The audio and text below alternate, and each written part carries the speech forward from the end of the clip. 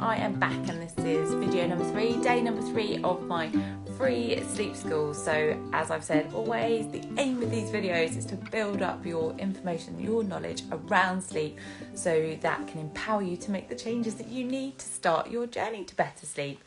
This is obviously a very generic kind of talk, but you know that I am here for you if you need more support and help. I have a free 15-minute call that you can grab hold of. Just check the link in the bio or drop me a DM or go on to sleeptimeconsulting.co.uk, or you can join my paid for sleep school, which starts next week, and that is just £65 for basically 2 weeks sleep coaching from me with access to my online course. So please do consider more help if you just need a little tweak. There's always a support package to benefit you. But yeah, today is going to be about settling, night wakings and early rising as well, if we've got enough time.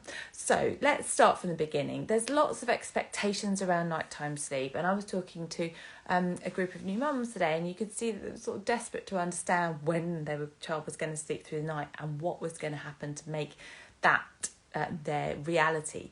But realistically, it's all about kind of the different component parts, and one of the major parts that I hark back to is what happens in the night is down to you in a way and what you're happy with.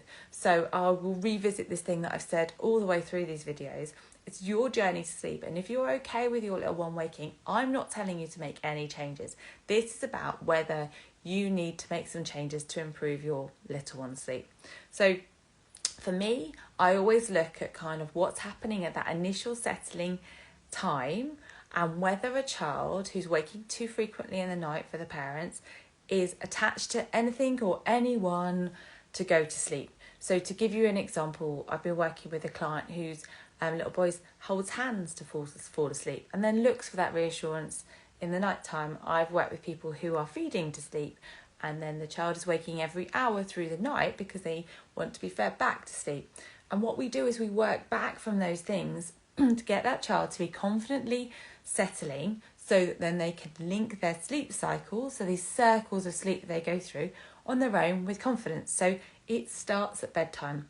Now, if you've got a situation whereby your child has an external influence to fall asleep, then what I suggest you do is recognise that and decide whether you're going to change and then move away from it.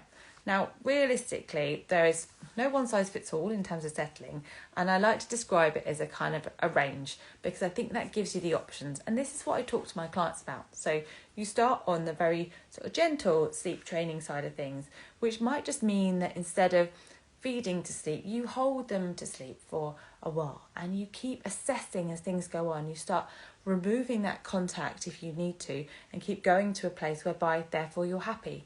That process can take a bit of time. That's probably the negative side of thing, but it's very low cry. It can be kind of full of closeness, and you're there and responding to your child. You then kind of come to a midpoint, and that's where the majority of my work kind of centres around. It's about optimising the day and making sure that your child is ready in the best way for sleep, and then helping them to settle to begin with, but moving away from that so that they can build their own confidence around sleep. And that can look like things like the disappearing chair method, or perhaps the gradual retreat method.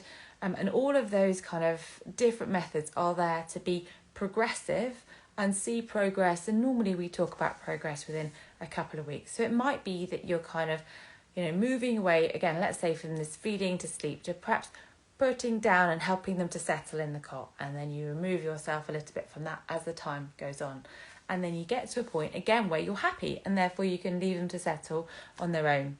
And I suppose the other end of the scale from all the gentle sleep that I talked about is the more kind of crying interval led options. Now, crying out, not a thing I would ever really recommend because I think you need to consider other options, but there is a kind of a school of thought that's there around kind of leaving a child to figure it out themselves, and that's an available option to you. Not my preferred method, as I've sort of said, but I'll say though, I do find this conversation around crying is important, and when I talk to potential clients about it, I explain that we manage the upset, but you might find that making change is part of the process, but it's about what level of upset you're okay with, I suppose. So you can find no cry solutions, but inevitably, like I say, they take long time. So it's worthwhile thinking about what your aims and objectives are. So we're looking at making those changes around bedtime to help what happens in the night. And realistically, that's the key to night wakings. You can dress it up around many different things, but for me, if you can set that standard at bedtime, having had a great day in terms of routine and tiredness levels, then it should ride on to what happens through the night. That's the aim, and that's what I try and promote. So if you put that effort in at bedtime, you should see what happens in the nighttime. But if you think about kind of your nighttime and your situation, I think it's worthwhile figuring out how much you want to change. So do you want to see your little one improving their sleep? Have you got to that point whereby it's just too much to handle? And if that's the case, then it'd be time to start thinking about that bedtime settling, but also how much of that you're going to transfer in the nighttime. So there's a real power around what your response looks like in the night. And so again, different sleep training techniques will have different weighting levels. So you can either rush straight into your little one. That might send them a message that you're always going to be there, and are you kind of therefore validating the wake, but it could also help them to settle quickly. Or you wait a short period of time just to assess, are they just having a whinge, or do they really need your attention? And then you have the longer wait times that you might kind of see again in sort of slightly the more crying led methods. So waiting a little bit, I would say, again, that midpoint is probably my preferred method to sort of go, let's just assess, and then let's go in and try and see what their needs are and meet those needs where possible. So that could be feeding. And if you're feeding multiple times in the night, you probably need to think about whether that's what you're happy with. To give you an example, I was talking to a client today who's got a 1-year-old, and she's been feeding 2 to 3 times in the night. And she knows that that's probably not necessary. It's just what she's fallen into. So all of those things considered, you make that kind of own personal decision based on what you see in front of you. And obviously I can advise on that. And then you might be able to think about, okay, perhaps for this one, we're going to put some effort into resettling. And then what the aim is that then if you follow the process through from the settling at bedtime all the way through the night, the aim is that then they kind of start to get that sense that they need to, they're confident, I suppose, in staying asleep, and they don't need you. So this is not about ignoring, it's about meeting needs in a different way, I suppose. So night wakings, the other thing about that is also to talk about split nights.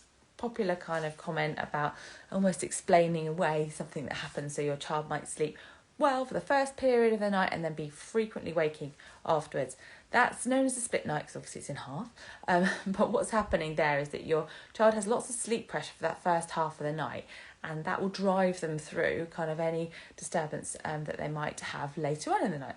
So as they get to the second half of the night, the sleep pressure from the day is gone because they've slept for a bit, and then the sleep period is lighter as well. So you might find that then they're waking more frequently because they're kind of more disturbed at that moment in time. So the best thing to do if you've got a split night situation is, again, look at the settling and look at your daytime structure. Might be worth going for an earlier bedtime just to kind of help them to settle. So from a nighttime point of view, we move kind of into early rising, one of the big kind of topics, and probably deserves a bit of a chat on its own, which I have done in the past. So if you need more detail, do let me know. But early rising is most often caused by overtiredness. Now, it's very easy to blame that, but the reason is because they're getting ready for the day. It's the lighter sleep periods we spoke about, so you're trying to compensate for that when you're trying to solve it. So have a think about whether your child is showing you that they're quite tired as they go to bed, perhaps too tired, or if they're taking shorter naps in the day than you would like, or that against the average it shows that they might need a bit more. Then maybe compensate by bringing their bedtime earlier for 5 days and see what's happening.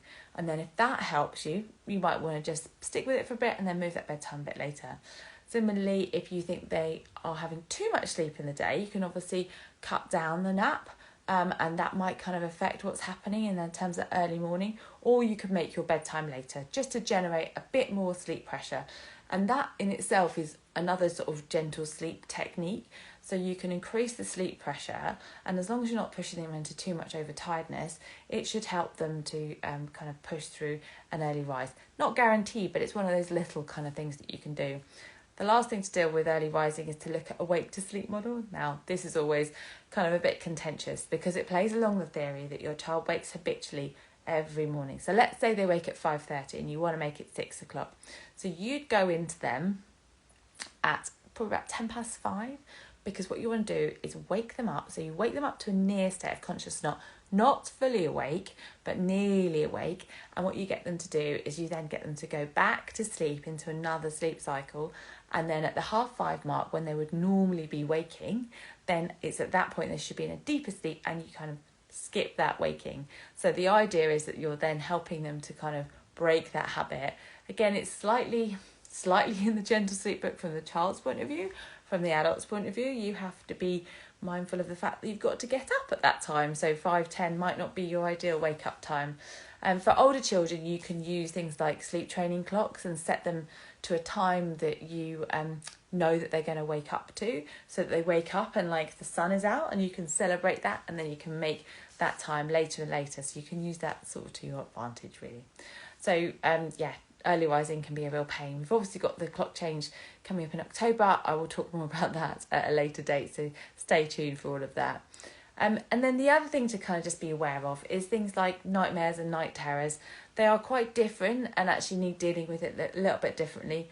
Nightmares are often developmentally linked, so you see as kind of things are happening in their day, they're processing it. Not much you can do, really want to support them, perhaps a bit more sleep if they need it. A night terror is a lot more disturbed. It's very much kind of something that happens probably in the first half of the night, and that's really just something that's a sort of very subconscious action. They're not really there. If they're waking, it's erratic behaviour. It's can be quite physical. It can be that they're kind of looking a little bit kind of lost and they don't converse with you. And with that, the best thing to do is probably just take a step back and think about whether they're too hot, whether they've got a full bladder, or whether they're too tired. And those are the ways of dealing with it. And that's very much it in terms of that settling and night times that I wanted to talk about. So I think I kind of summarised everything, hopefully in quite a succinct manner. I didn't want to ramble on for ages, and these are all topics that I could probably talk about for days. But I wanted to share this information with you so that you can start with those building blocks to better sleep. That's always been my aim. My information is key to getting you guys a better night's sleep. So let me just say again, thank you for joining me if you've been watching the videos, and I'd love to hear from you and see if we can improve this for the future.